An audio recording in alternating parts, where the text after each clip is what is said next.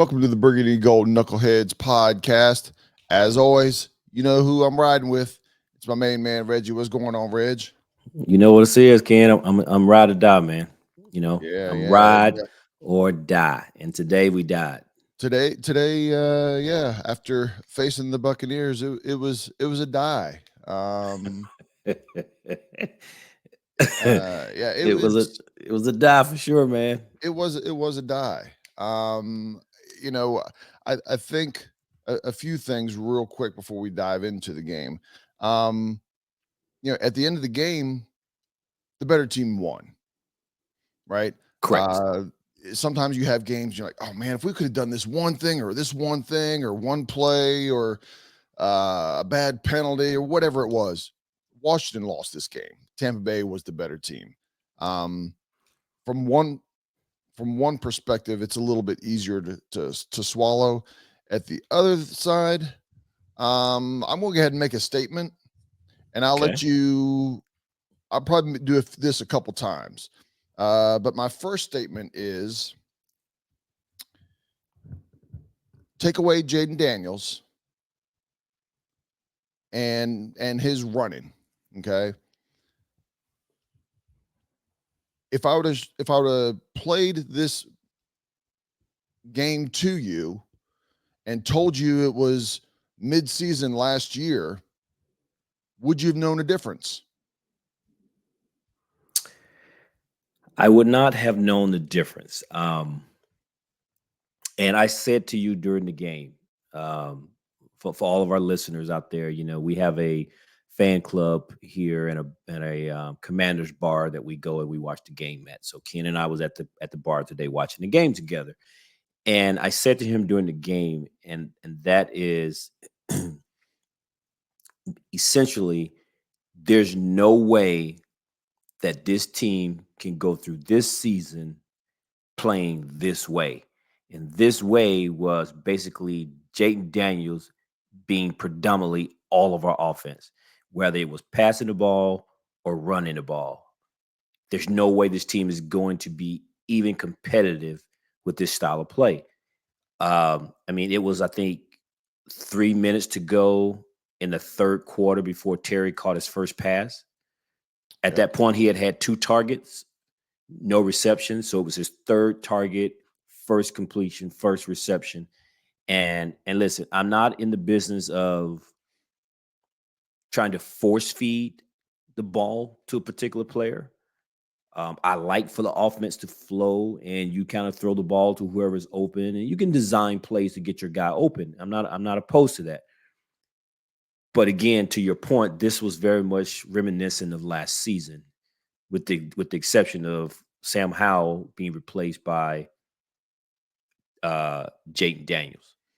We're not going anywhere if this is how we're going to look offensively. Well, I'll say the two my two biggest concerns going into this. You could even throw three, but my two biggest concerns going into this game were, this game did, if anything, it only increased my concerns. It didn't give me any relief. Offensive line, they didn't block well for the run, and if Jaden Daniels wasn't as smooth, stepping up and moving through the pocket or running to the left, running to the right. Um, a less mobile quarterback, there would have been multiple sacks on this. The offensive line wasn't any better than last year. Maybe just a fraction of a second difference. Um, and then I'll just go down with a stat here. My other concern was wide receivers. The leading receiver was Eckler. The next leading receiver was Robinson. The next leading receiver was Ertz. You have to go down to your fourth leading receiver for it to actually be a receiver. Right. Um, that's concerning. It just, and then same thing with the um Rushing. with rushing. Yeah, Jayden Daniels Leading leading rusher. receiver, not only leading receiver in yards, but attempts. And a lot of those were broken plays. I understand that. But he had 16 attempts, Daniels did. And Robinson and Eckler combined had 14 attempts. Yeah. If it wasn't for Jaden Daniels doing what he did, maybe he did a little bit too much on his own. Maybe he didn't do enough. But if it wouldn't have been for Jaden Daniels, man, this would have been a horribly ugly game. It wasn't a pretty game to begin with, in the big picture, but it would have been Much worse. oh man, people would have been calling for benchings and firings and everything after 1 week. Definitely overreaction for the first week of the year. And it, it goes to tell you right away, we are rebuilding. Right? We are rebuilding. And do I think next week we can play better? I think we can. But I think it's going to be a progression. It's not going to be all of a sudden, man, we're shocking the world. Shocking the world would be a shock. Well, and to your point, right? I mean, defensively, it was very much the same. There was some big runs by Tampa, which means our run defense was a little suspect. There was poor tackling, which probably shocked me the most from the defensive side, because the thing is, Dan Quinn and Joe Witt preached running to the ball, hustling to the ball, arriving violently, and missing tackles was supposed to be not a staple of their defense, and yet we saw quite a few missed tackles. The guys, the defensive line, and even linebackers to some extent got their hands on Baker Mayfield, and yet was not able to bring this guy down. And listen, he's no Lamar Jackson, but good grief, man, you get your hands on Baker Mayfield, you got to put him on the ground. Yeah. And they were not able to get, he escaped. This is very, very reminiscent of other mobile quarterbacks when they play Washington. We get him, and then next thing you know, they skirt out the back somehow and go for a big game and keep the chains moving on first down conversion.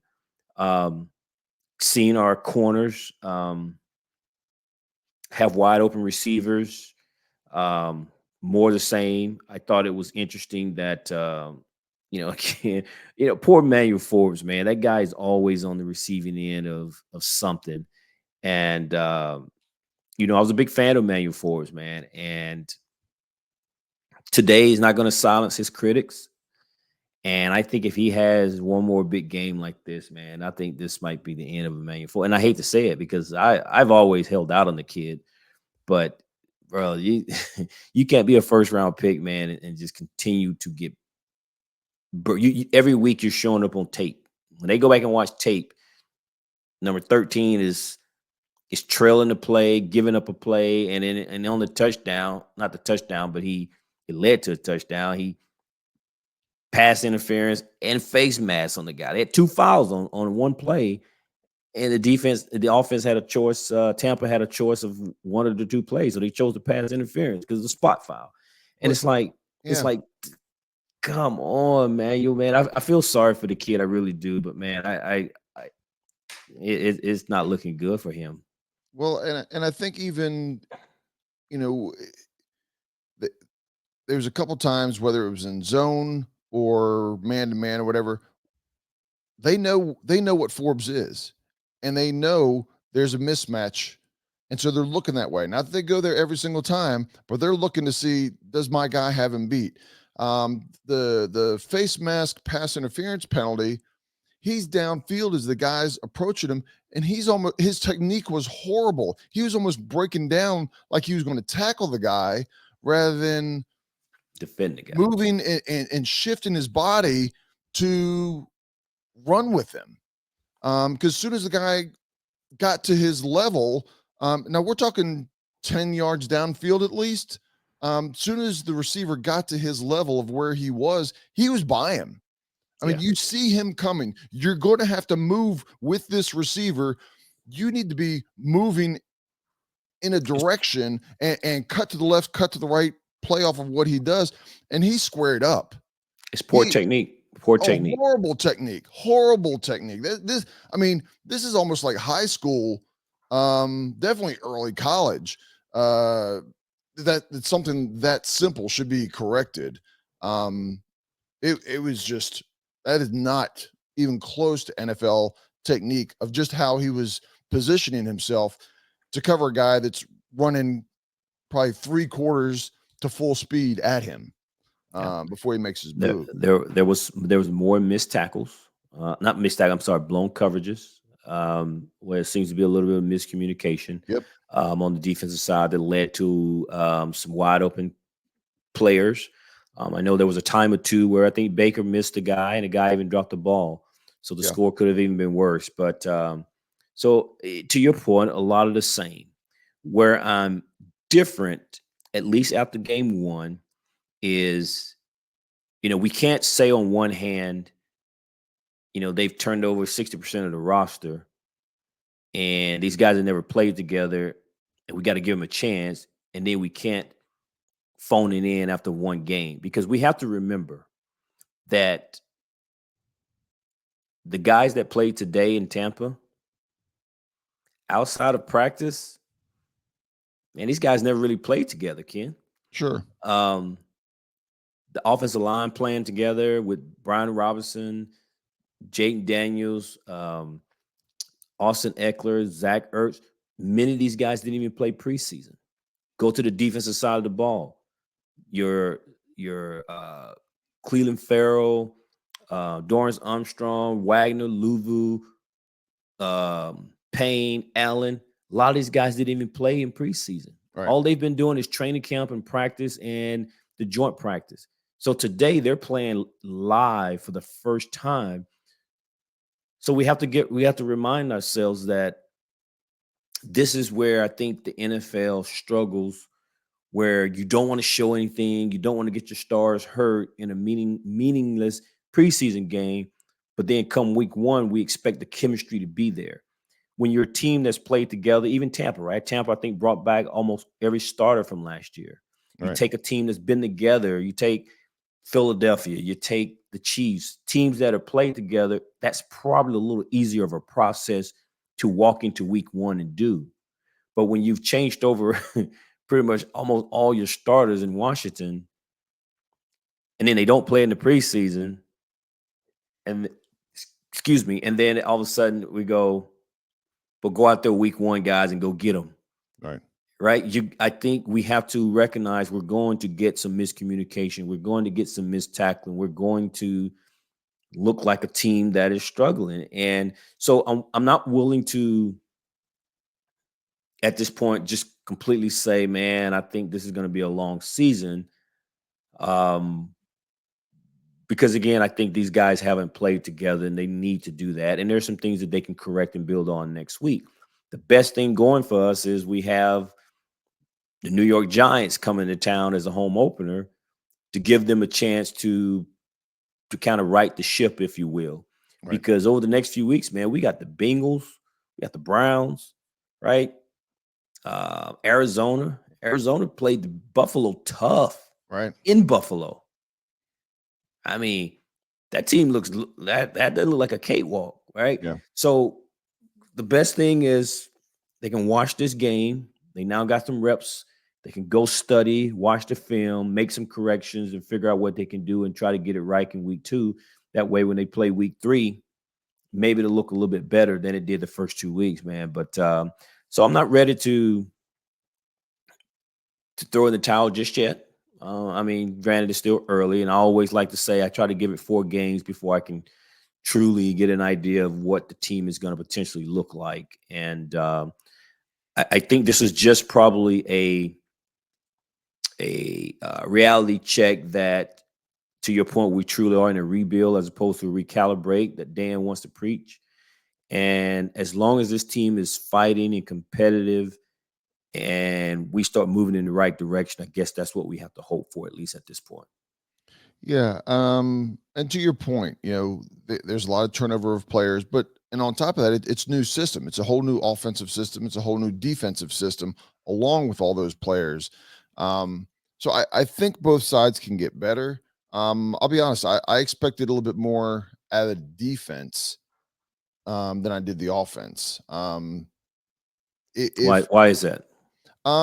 because I thought that Quinn and Witt would have them gelling a little bit better. Um, the people that they brought in, I mean, obviously there's one or two rookies, but they brought in some veterans. Whether it was Wagner or Luvu. Luvu and Chin also, Yep. along with the veterans that we kept. It was people that understand football. They've got a lot of some level of NFL experience to be okay. Now we just have to get in our systems. Wagner, obviously being playing middle linebacker, is very familiar with Quinn's system. It's not identical to what he played with Quinn, back in Seattle. But there's a lot of familiarities and verbiage and understanding of how it works, even though things have tweaked and changed over the years. I expected that to be a little bit better. And the third down efficiency. I mean, normally if a team has 50% third down efficiency, that's very, very good, right? They were 9 of 13. It's 70% efficiency, 70%. And a lot of those, it wasn't 3rd and 2, 3rd and 3, 3rd and 1. It was 3rd and 10 plus. All right. There was at least of those 9, there was at least 4 that were third and I'll say 8 and more. Um, Yeah, it was poor tackling on Baker, right? yeah, or a pass, Are, he scrambled around and extended it and they got it. I mean, you want them. The defense did exactly what it needed to do the first 2 downs, make it 3rd and long. It makes it easier for you when it's 3rd and long. And man, they just like, we don't care if it's, 3rd and 13 or 3rd and 3. There's no difference to us. Um, and then from a total yardage perspective, it was almost 400 yards, 392 yards. You give up 400 yards from a defense, and it was grinding yards. It wasn't like it was a whole lot of big plays. There's big plays on 3rd down because it was long yardage, and they would pick up the first. But it wasn't like somebody ran for 75 yards and somebody ran for 62 yards or anything like that. Um, another thing that I'll say is concerning. I don't know if it's going to stick.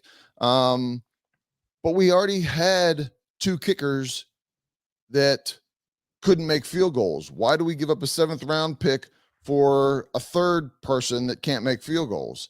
And it changes the way, not necessarily in this one game, but if it's something that continues, it changes the way from a coach that you start making calls and should we go for it or should we not go for it? Because you don't have confidence in that kicker. If you know you're going to get 3 points, um, 80, 85, 90% of the time on, I'll say 45 yards and in, it changes your approach. If you don't have confidence, you're like, maybe we shouldn't go for it on 4th, but I'm going to go for it on 4th because I don't have confidence, right? You start making bad decisions because you have a bad kicker yeah. potentially. I'm not going to say that he's going to do that, but it sets up for things like that where you second guess what a good thing would be in those normal situations. So Well, he certainly didn't quell any concerns I think fans would have in the kicking game. He didn't lose us the game simply because of the final score. And lucky for him that this game didn't come down to a field goal and we lost by 3 or 6 or something, that where he made, you know, a couple kicks, that it would have been we could have won the game. right, And it's certainly something I'm sure that will be talked about and discussed because again, they traded for this guy and we know that we need to have a strong kicker. You mentioned that the defense was probably one thing that surprised you the most in this game. I think for me, the thing that surprised me is I wasn't sure necessarily how our offense would look, hmm but I was a little surprised, I think, the most in that our offense looked pretty anemic outside of Jake Daniels. You alluded to it at the beginning of this podcast, and it's that if it wasn't for Jake Daniels, man, we had no offense. Right. And Cliff's supposed to be that guy, and we thought we would have a offense that was look exciting, and we were unveiling something in week 1 that we chose to keep close to the vest in preseason, and yet the running game wasn't great. We wasn't getting the ball to receivers and tight end. I mean, it looked very, very anemic. And even if we weren't getting in the end zone, it's not like we were moving the ball up and down the field uh, offensively outside of Jayden breaking containment and getting first down to extend the drive. And all of those, and that will be needed from him from time to time, but that shouldn't be our main mode of offense. Right.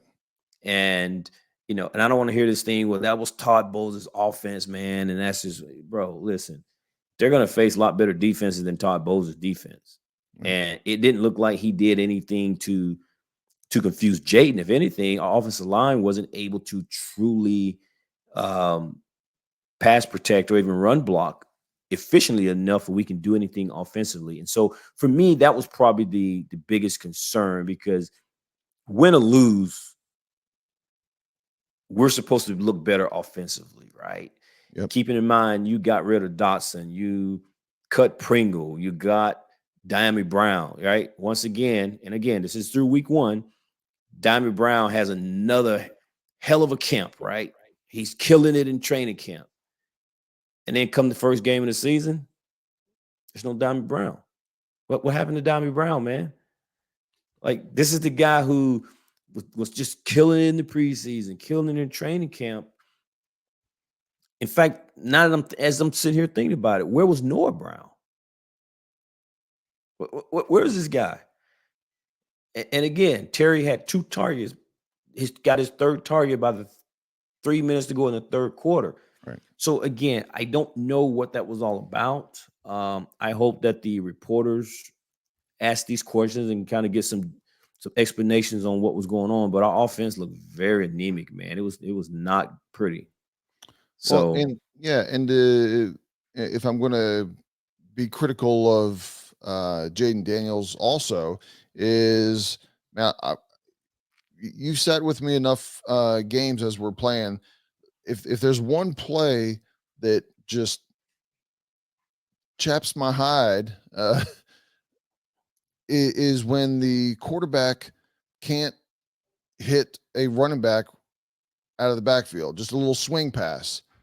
And man, he missed on a couple of them. He missed on, I know, 2, maybe a 3rd one. And I don't know if it was opening day. The lights got a little bit brighter today, and he was a little, I don't know, just not as fluid or whatever. But none of them were smooth. It didn't look like he was just hitting them like in the preseason. You saw him hitting them right in stride. They were going and whatever angle that they were going, they caught it and didn't skip a step to hit it in stride. And that's what good quarterbacks make it easy on the running backs. They make it easy on the tight ends. They make it easy, especially on the 7 yards and in. They make it easy for the receiver. The receiver just needs to catch it and run. They don't need to necessarily make any kind of crazy play. You make the crazy plays downfield on the 20, 30, 40-yard passes, as far as making the catches. And it wasn't, I don't think Daniels was as accurate as what we've seen him in college and what we saw him in preseason. I think he would probably say the same thing about himself. yeah, I don't know. I the first pass of the game, I certainly felt like that was just a jitter. During the game, I don't know. I have no excuse for it or even justification for it, man. But I don't know. I don't know. We'll see what happens here. I mentioned it to you very lightheartedly during the game, and I think I said it probably 2 or 3 times. And Look, man, and I mean it when I say this. Jayden Daniels, brother, you're not Steph Curry. I'm gonna need you to put that mouthpiece in your mouth. It's not just part of your gear to kind of give you some swag. You put it in your mouth and you're chewing on it, bro. You need to put that in your mouth. Right? I understand they protect quarterbacks in the league. And we saw during the game at least twice, maybe three times, you lost your helmet. Brother, put the mouthpiece in your mouth. He just puts it in his mouth and he's chewing on it. Like, come on, man. And And he still doesn't. He knows how to do a somersault give up. He doesn't slide. Um, and I'm okay with that because he's at least he's trying to get down, right? that's fine. I give him that he's trying to get down. RG3 wasn't never seemed to be interested in getting down. At least this kid is trying to get down. Yeah. But look, man, put the mouthpiece in your mouth, okay? This whole thing we just putting in, you're chewing on it. No, bro. So I hope they do something with that because you mess around here and get your tongue bit off. 'Cause you, I mean, seriously, man. Like when he got sacked and the fumble, that guy came from the back. He never saw him from the blind Yeah. side. Yeah. You sitting around here with the mouthpiece hanging out your mouth. But I mean, listen. And for anybody that want to say, well, he played in college and he got hit with some of the guys in the SEC, that's all fine and good. But there's a reason some college guys don't make it in the NFL. It's different. It's just different. And Sundays, there's a reason you play on a different day. It's Well, just different. yeah, Okay. and obviously the season's going to be judged, rebuilding, not rebuilding, however you want to classify, however we look at it halfway through the year, at the end of the year of what this season was about.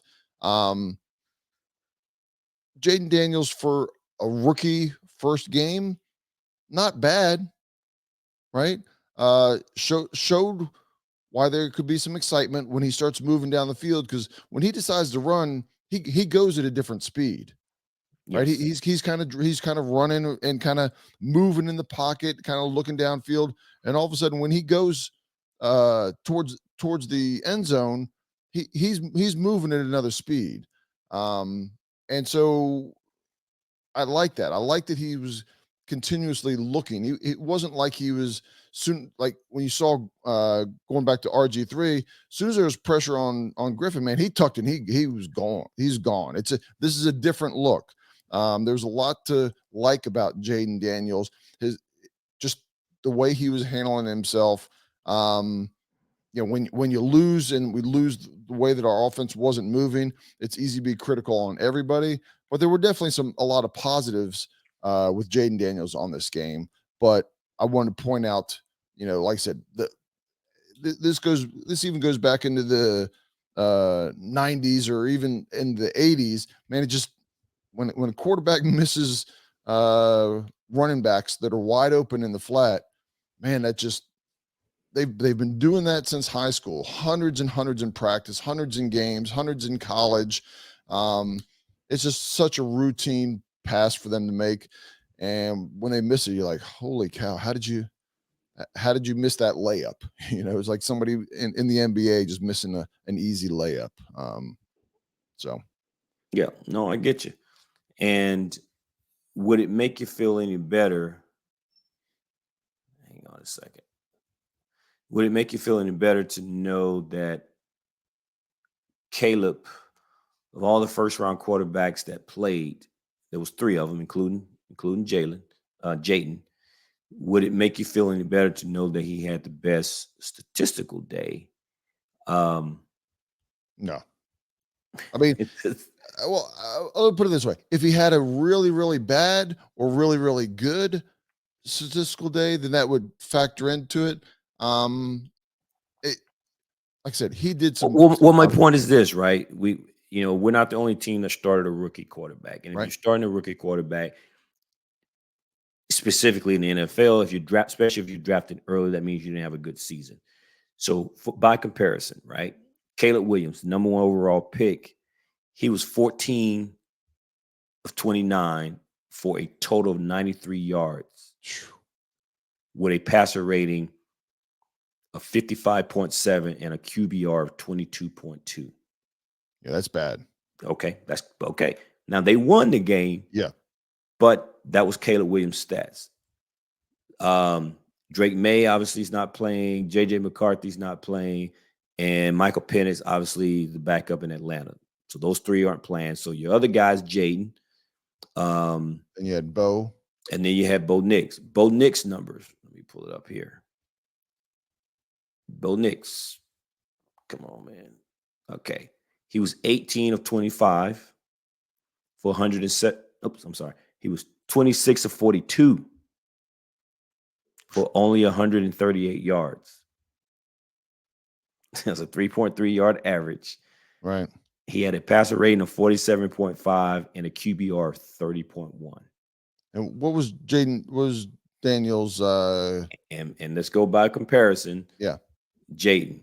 Jaden was 17 of 24 for 184 yards. So he only had 7 incompletions. All right. So he threw for more yards than Bo Nix.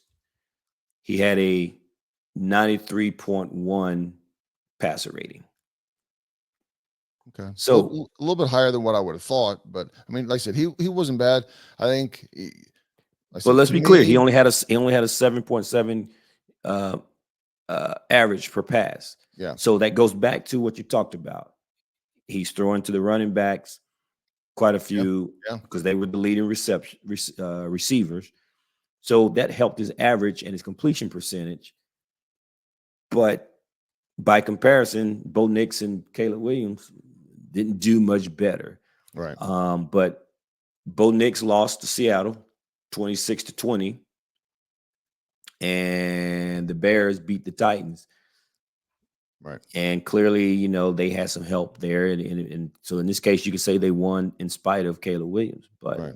because he didn't throw an interception or a touchdown, had 2 sacks. So it could be worse, I guess is what I'm saying. So Jayden Sure. had Sure. an assignment today, and he handled it as well as you would hope. We didn't get the win, but I'm telling you, had we won today, man, I think everyone would be talking about who had the better day between these guys, and we'd be moving on and talking about Jayden Daniel a little bit differently. But to Yeah. me, today is less of an indictment on Jayden as much as it is about, I guess, maybe the coachings a little bit to understand how inept we looked offensively and what was happening on the defensive side of the ball. It I I, wasn't I it agree. wasn't the play of Jayden Daniels. Is what I I was going agree. with I this. agree. And if I came off overly harsh on him, that's not what I was doing. No, you Or didn't. You trying. didn't. You didn't come off harsh on him. This is just me trying to put it in perspective. Yeah. In that Jayden did about as well as he could have done, and there's more work to be done here in Washington, I Yeah. guess. Yeah. And I think things will get better. I don't know how much better, right? I think things can get better, offensively and defensively. I still have a feeling that the offensive line and wide receivers are going to. We're going to look back later in the season and go, how did Adam Peters think that we're going to be successful with that? And not that he had to go break the bank on either one of those, but you've got a hopefully a franchise quarterback, and that's the best that you're giving him with weapons and protection. But Or time will tell. or again, we've said these things, so we have to remind ourselves. We said they can't fix everything in one off season. So is this a situation where we want to get the quarterback position settled? We want to give ourselves draft capital, and we want to assess our team, right? And paying Brandon Ayuk, eating up all our salary cap, bringing in high price free agency when we don't know what the rest of the team look like may not be part of the big picture plan. We as fans want this thing to be turned around today because Right, we've right, been here longer than Dan Quinn and Adam Peters, right? right. They just got here. So for them, this could easily be a 5-year plan.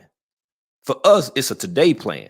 Right, right, So right. part of the 5-year plan is, well, we got the number 2 pick. Let's make sure we get our quarterback. Now that we got a quarterback guy, let's go and start building around. And part of that is let's assess the team. Let's get some draft capital so we can maneuver. We know we got cap space, and let's try to figure this thing out. And so, for all I know, a lot of these guys, especially in the wide receiver room, and maybe even on the offensive line, may not even be here next year. And so this could truly be a first year of evaluation of our football club. Right. And but as fans, we're like, man, we got the best GM on the market. Let's turn this thing around. We got a quarterback. Let's go. And they're like, because they're not going to tell us this season is that they want us to show up and show out at the stadium. But the reality of it is, this just may be an evaluation, and man, they realizing who they can keep and who they can let go. And I Well, hate to say that, but that just could be the approach to the front office, I guess. yeah, Is what I'm saying. and I think if I would have, we're one game in, and I'm already trying to cut them slack, right? But based off of the evaluation, one of the things that where I think the rug got pulled out from under their feet is they had a lot higher expectations, just like a lot of fans did, of Jahan Dotson, right? Did they? I think they did. I think that they thought that they could get the player of the first half of year one, and they evaluate and go, okay, well, we're gonna have better quarterback play. We'll have a little bit better offensive line, not dramatically better, but you're gonna have a quarterback that is more mobile, a better quarterback, and we're gonna coach him up under a new offensive system that'll free him up, and we'll get it. And he couldn't or didn't. I'll say didn't, because he may end up doing it in Philadelphia, but he didn't do it here in Washington. And by the time they made that evaluation, what's out there at wide receiver, right? If they'd been able to make that evaluation back in April, May, they would have addressed it through free agency or the draft. I mean, I guess they went after McCaffrey, but your approach is different when you think your number two is your number two receiver, and you realize, I don't know if we definitely don't have a number two at the moment. Do we have a solid three? Do we have Terry and a whole bunch of fours, and we're going to, through our system, we're going to make it all work. That to me, that's where I feel like we're at this moment. It may change next week, but at this moment, it's Terry that they can defend. A defense can, if all they're worried about is one wide receiver, they can make it challenging to get Terry the ball, and they have a whole bunch of number 3 and number 4 receivers that they're worried about. Well, They're like, I'll okay, say beat us. this. I'll say this. I think we all, including them, expect to get some production out of Zach Ertz. That didn't Yep. quite happen today. So that would be a number 2 receiver, if you will. And then I'm going to use the words of Ken.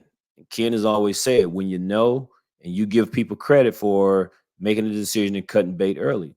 They made the decision. They cut bait. They didn't. Yep. They're not hanging on to Jahan Dotson. They went ahead and, hey, let's go ahead and make the move now. And they got something for him. They're Sure. not to linger and keep him and try to work with him and all of that. And I wouldn't say quickly, but they certainly made the decision sooner than later, and they moved on from Jahan Dotson and going to keep moving. So there's something to be said about that, man. Was our rookie tight end hurt or just not? I mean, hell, you can ask that about a lot of people, man. I mean, All right. right? I mean, where was Diamond Brown? Where was Ben Sinnott? Where Oh, was Zach Ertz? I mean, well, where was Terry? the two that would stick out to me based off of preseason and where it looked like they were going to be a bigger part of the offense. Again, not that they're going to be superstars, right? But a bigger part of the offense would have been Brown and tight end Ben. And Nobody. And that and goes and, back to what I and the said. two of them had 0 catches for 0 yards. So That's what I said. I yeah. don't know what happened to our offense. Our offense, whether we win or lose the game, our offense looked very anemic. And that's the part that kind of shocked me the most. Yeah. Even if we had lost the game, I thought that we'd have been like Okay, man, you saw Zach Ertz. Boy, I see why they traded Jahan because of Dammy Brown. Or man, look at Luke McCaffrey. Right? Right. Right. We didn't see none of that. We didn't see none of that. So I don't know. I'm gonna wait to see. You know me. I'm gonna try to give it 4 games. You say try? Um, well, You as said I'm I'm going talking, to try to give it 4 games. as I'm talking to you and I'm talking to the listeners, I'm talking to myself too, man. So I got to remind myself a little bit of this sometimes and try not to kind of overreact to what we're seeing today because it wasn't pretty. Right. Listen, man, I know I just showed how Jayden looked better than the other guys, and and I spouted some stuff that can understand what the front office is doing. But as a fan, it didn't look pretty. It did not look pretty. We talked about being a competitive team, win or lose, man. We're going to be a hard out. Right. That wasn't a hard out. Well, I mean, it again, I know we just covered it, but the young, unproven offensive tools that we thought would hopefully make an impact basically didn't make an impact. McCaffrey, Sinat, and De'Ami Brown. McCaffrey caught a couple, but no impact. Nothing that goes, oh man, he's gonna be something. He caught a couple passes and that was that. But we'll see. We'll see. It is week 1. It is adjustment time. It is evaluation, and the offensive coordinator and defensive coordinator are going to have to make adjustments to how they're playing. You got a little dose of what your talent is doing out there, the good and the bad, because they were doing some good things, right? Mm-hmm. Getting them in the 3rd and long situations, they were doing some good things to get to that point. You got to do it on 3rd down too. But You got to anyway, close the deal. You got anything else you need to cover here? No, man, that's pretty much it. That was just kind of a quick snapshot of week 1, game 1 in the books against the Tampa Bay Buccaneers. And as the great Bill Belichick would say, we're on to New York. We are on to New York. It'll be the Commanders' first opening game, or first home opening game A home opener, yep. next weekend, and we'll be ready. We'll be wearing our burgundy and gold and ready for the game, man. Hopefully, all the listeners will be. I'm sure all the listeners will be tuned in as well. So, Yep.